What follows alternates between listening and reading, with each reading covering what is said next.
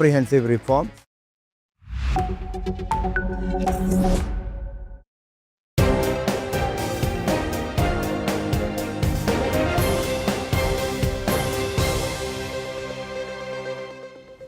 Hello and welcome. I'm Sima Katauka and you're watching the NewsX Eurozone. Let's take a look at the top headlines of this hour.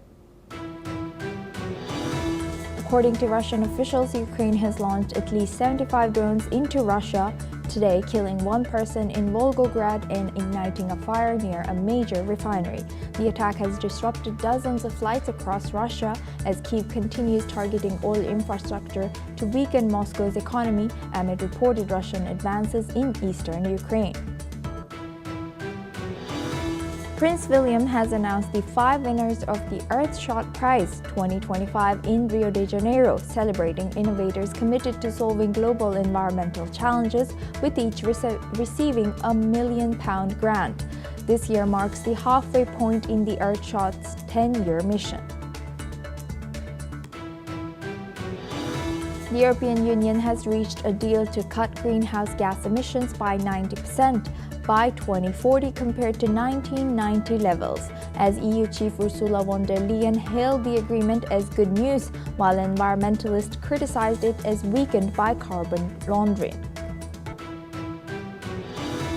France's Interior Minister Laurent Nunez has stated that the driver who rammed a crowd on Oleron Island, injuring 5 people, is suspected of self-radicalization after authorities found explicit religious references at his house. A terrorism prosecutor is now assessing whether religious motivation triggered the violence.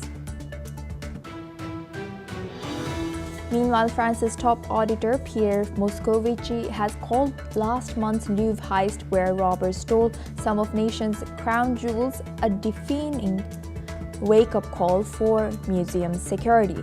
He is now urging immediate action to prevent future breaches. Belgium has now launched an investigation after drone sightings forced flight suspensions at Brussels and Liège airports, stranding around 500 passengers overnight, while Belgium Interior Minister Bernard Quinten and Defense Minister Theo Franken called the incidents a serious national security threat. The U.S. Department of Justice has announced the arrest of 5 individuals, 4 Americans and 1 Canadian, in California at Germany's request as part of global online fraud and money laundering investigation. German authorities said the network stole credit card data from 4.3 million people across 193 countries. UK police have launched manhunt for 2 prisoners who were wrongly released from Wandsworth Prison, sparking outrage over Britain's failing jail system amid data showing 262 inmates freed by mistake between March 2024 and March 2025, amid increased criticism over Keir Starmer's ruling party.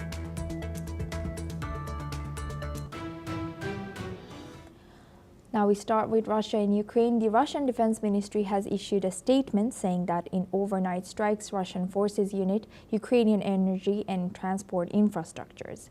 It has further stated that an intense battle is underway in Myrno-Hrad, Kupiansk, central Pokrovsk, and the western industrial zone. The front lines have heated up significantly in recent weeks as both Russian and Ukrainian forces continue striking bordering regions. Earlier, Russia has accused Ukraine of targeting critical infrastructures in a drone attack on the Volgograd region, which killed at least 1 person. Since long, Ukraine has been accusing Russia of reconnaissance in the industrial region, and this attack on the western industrial zone is considered significant in that context. The war in Ukraine continues as the prospects of a diplomatic solution diminish.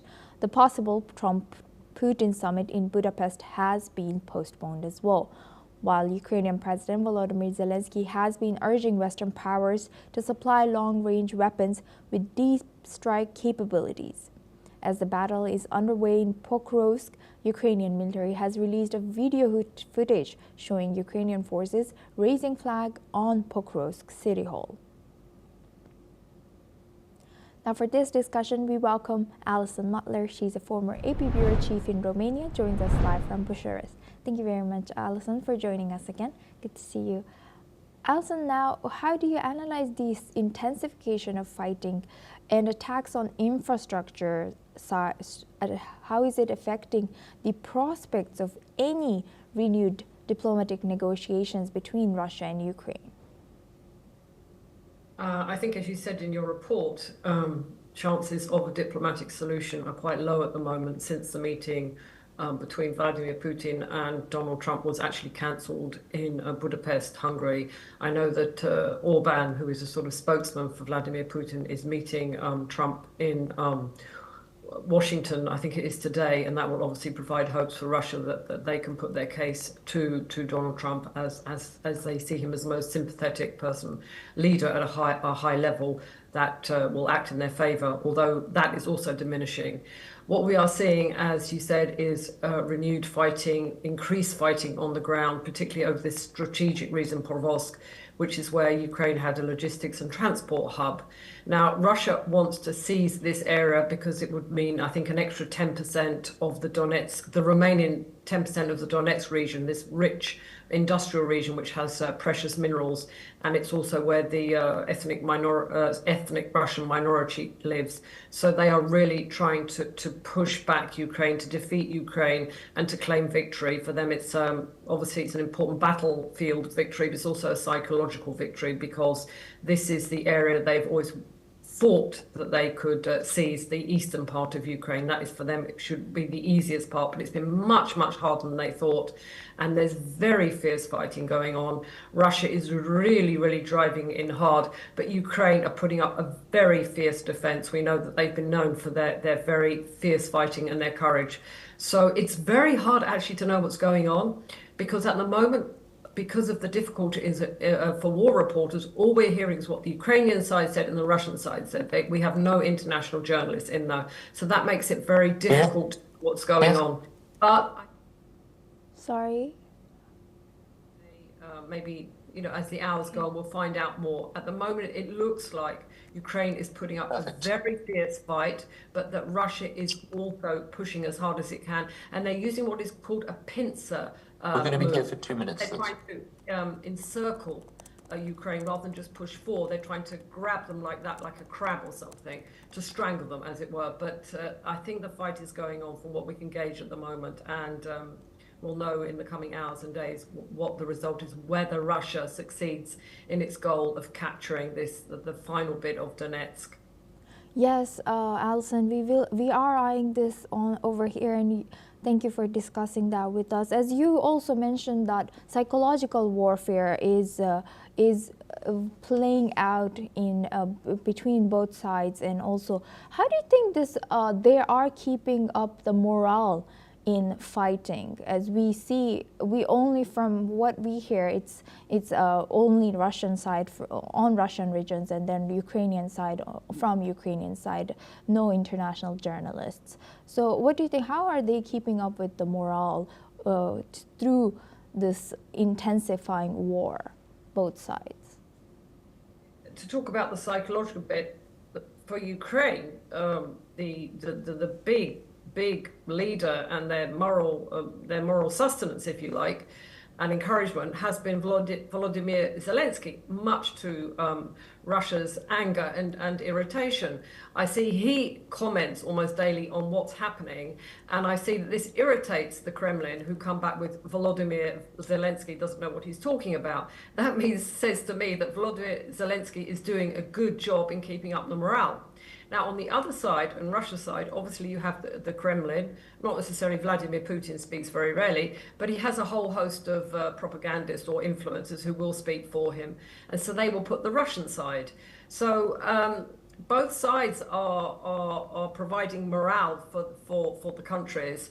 But as you said, it's hard to know actually what's going on, beyond the fact that there is a very fierce fight going on. Possibly Western intelligence knows what's going on, but we don't have any of the international journalists or even local journalists who are stringing, that means freelancing for international organizations. But it does look like, morale-wise, it looks like Ukraine is putting up a very strong fight, a very fierce resistance. But on the same token, Russia is pushing the Kremlin, their troops are pushing really, really hard because they notice a big strategic hub. And a victory in this area would be a massive, not just a big military victory, but a massive psychological victory, because this war has gone on, almost for 4 years. And the gains have been pretty poor for how mighty Russia considers itself as a military power. They haven't been great. Yes. And however much propaganda Kremlin is saying, at one point people start thinking for themselves. Right.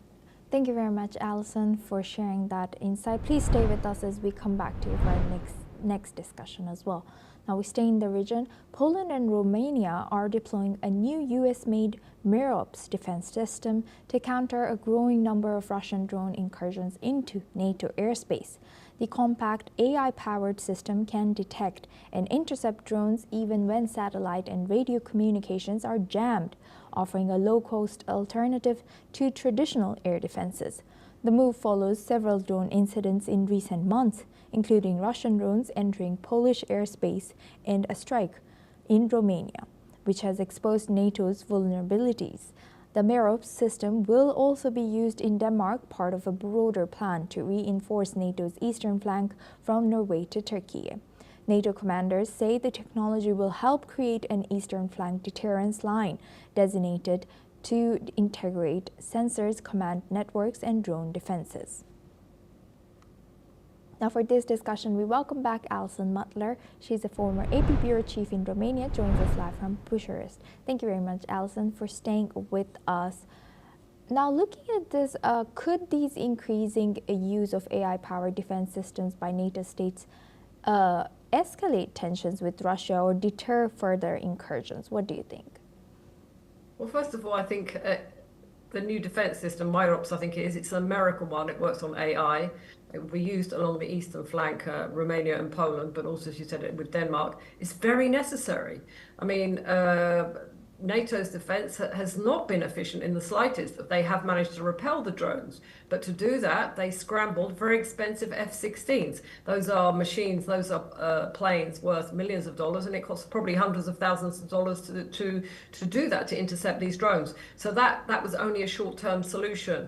So I think it's an efficient way to repel these drones. Obviously, it's a strong message to Russia.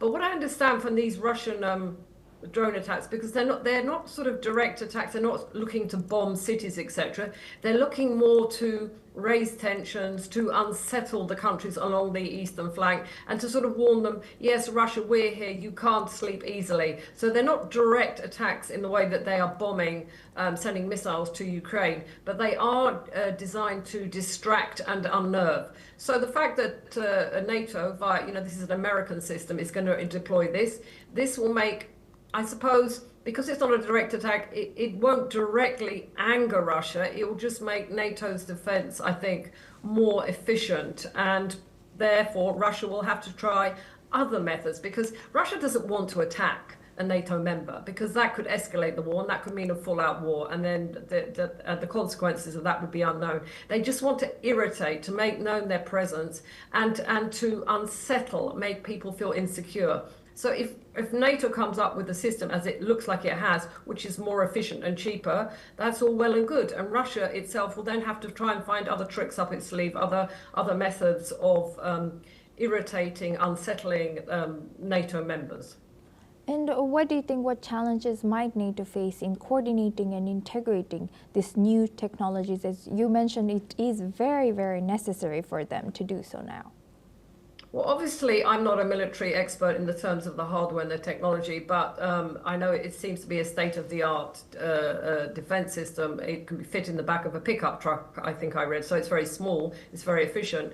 But for that, you will need probably there are a lot of American personnel that even with the pullback, there are 1,000 in Romania, and I don't know how many there are in Poland, but more US personnel. You will need US military officials training their counterparts in Poland and in Romania. But let's not forget, it's not just Romanian troops that are defending Romania or Polish troops defending Poland, because these are two important NATO members on the eastern flank. They have a rotation of troops, so we will see Portuguese troops, we'll see French troops, we'll see troops from other NATO nations. It's not just these countries, it's not just their military that is defending their country because they're member of this NATO alliance. So the training for this new systems will have to be done to whoever uses them. Obviously in Romania it will be Romanians, but there'll also be, like, the French will be there, the British will be there, the Portuguese will be there, whoever needs to use them. And Romania has a huge base on the Black Sea, the Mihai Cogălnicianu. I think it's at the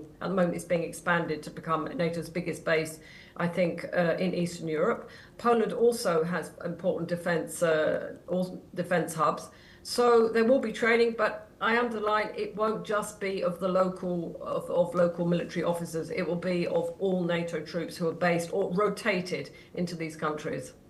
Right. With that, I would like to thank Alison Mutler for joining us as a former AP Bureau Chief in Romania, all the way from Bucharest, and sharing that insight. Thank you very much.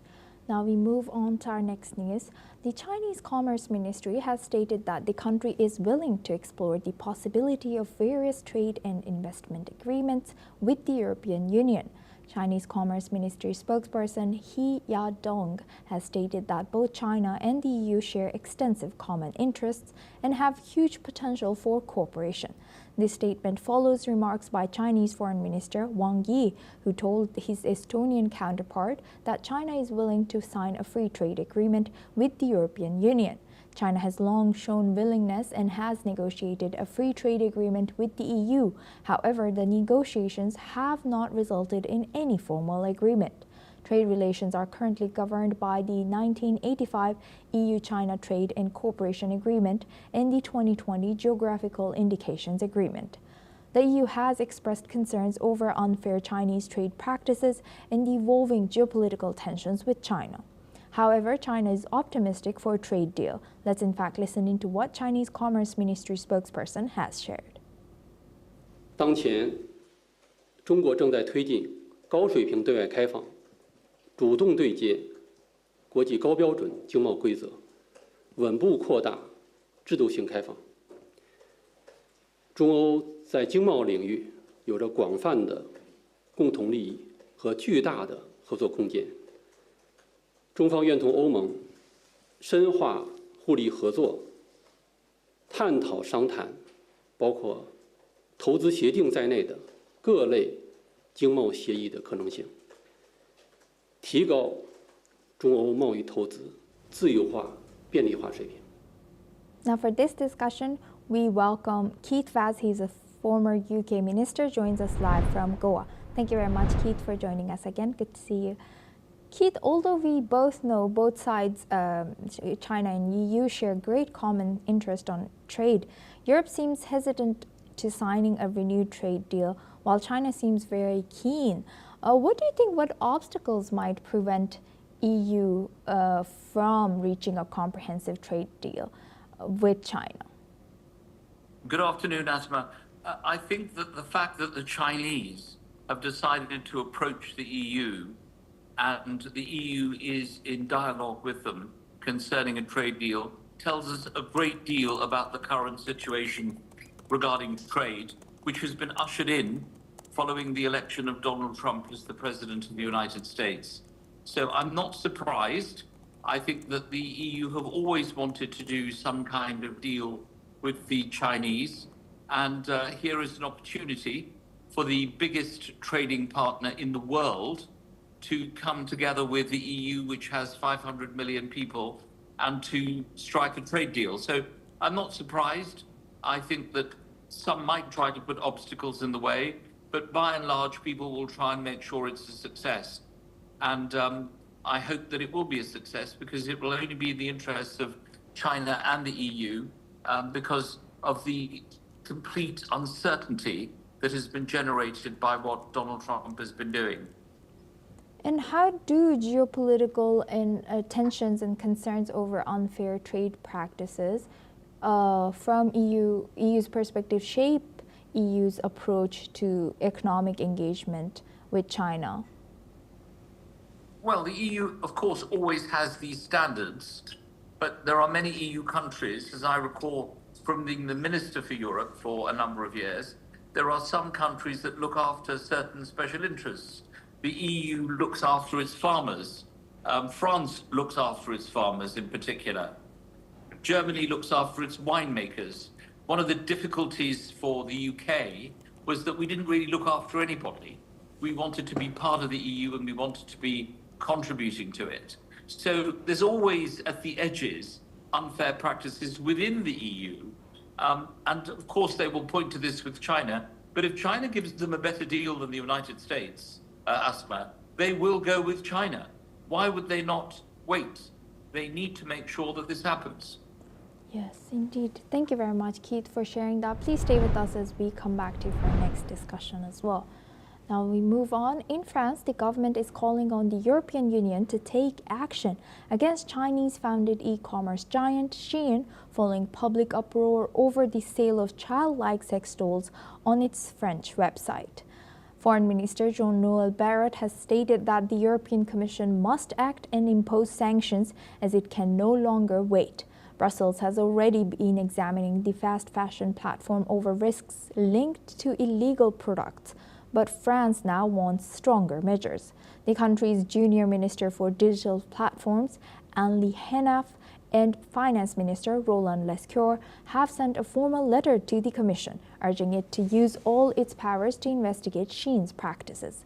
Lee Henaf has highlighted that platforms benefiting from the European market must respect its principles, declaring the era of impunity is over.